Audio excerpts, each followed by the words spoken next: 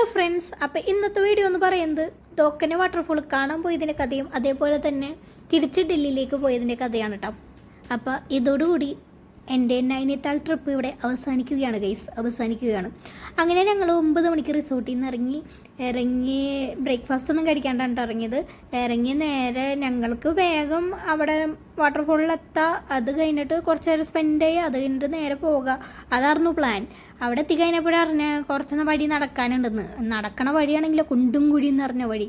നമ്മൾ ബാലുകാട് വാട്ടർഫോളിൽ പോയപ്പോൾ നല്ല നിരപ്പായ വഴിയായിരുന്നു കേട്ടോ. ഇവിടെ നമ്മളെ ചതിച്ച് കുണ്ടും കുഴിയൊക്കെ ഒരു കണക്കിനാണ് നടന്നെത്തിയത്. മര്യാദയ്ക്ക് നടന്നില്ലെങ്കിൽ അവിടെ വീണടക്കും, അതേപോലത്തെ വഴിയായിരുന്നു കേട്ടോ. അങ്ങനെ ഒരു കണക്കിന് ഞങ്ങൾ വാട്ടർഫോളിൻ്റെ അവിടെ എത്തി. വാട്ടർഫോളൊക്കെ കാണാൻ അടിപൊളിയായിരുന്നു കേട്ടോ. നല്ല കളറുള്ള വെള്ളം, നല്ല പച്ച കളറുള്ള നല്ല തെളിഞ്ഞ വെള്ളമായിരുന്നു കേട്ടോ. പിന്നെ ഇവിടെ റെസ്ട്രിക്ഷനും കാര്യങ്ങളൊന്നും ഉണ്ടായിരുന്നില്ല. ലൈഫ് ജാക്കറ്റ് ഇടേണ്ട കാര്യമൊന്നും ഉണ്ടായിരുന്നില്ല കേട്ടോ. അവിടെ ആ ബാലുകാട് വാട്ടർഫോളിൽ അതൊക്കെ ഉണ്ടായിരുന്നു, പക്ഷേ ഇവിടെ അതൊന്നും ഉണ്ടായിരുന്നില്ല. അതുകൊണ്ട് എല്ലാവരും കുളിക്കലും ഭയങ്കര ബഹളമായിരുന്നു കേട്ടോ ഇവിടെ. പിന്നെ എന്താണെന്ന് വെച്ചിട്ടുണ്ടെങ്കിൽ ഈ വെള്ളത്തിൻ്റെ ഉള്ളിൽ നന്നായിട്ട് മീനുണ്ടായിരുന്നു കേട്ടോ. ഞങ്ങളിരുന്ന സ്ഥലത്തൊക്കെ മീൻ വന്നുകൊണ്ട് വരലായിരുന്നു പതിവ്.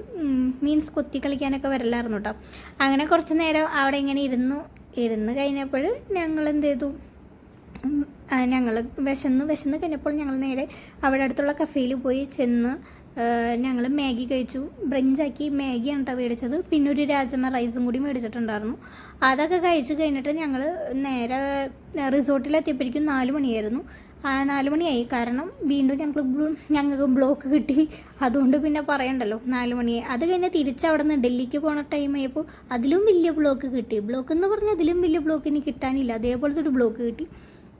അങ്ങനെ തിരിച്ച് ഞങ്ങൾ ഡൽഹിയിലെത്തിയപ്പോൾ വെളുപ്പിന് 2 മണിയായിരുന്നു കേട്ടോ. ഗൈസ്, പറയേണ്ട കാര്യം എന്ന് വെച്ചിട്ടുണ്ടെങ്കിൽ നമ്മൾ ഓഫ് സീസണിൽ പോകാൻ ശ്രമിക്കുക. നൈനിത്താൾ പോവുകയാണെങ്കിൽ അല്ലെങ്കിൽ നല്ല ബ്ലോക്ക് കിട്ടും. അതേപോലെ നല്ലൊരു ബ്ലോക്ക് കിട്ടി.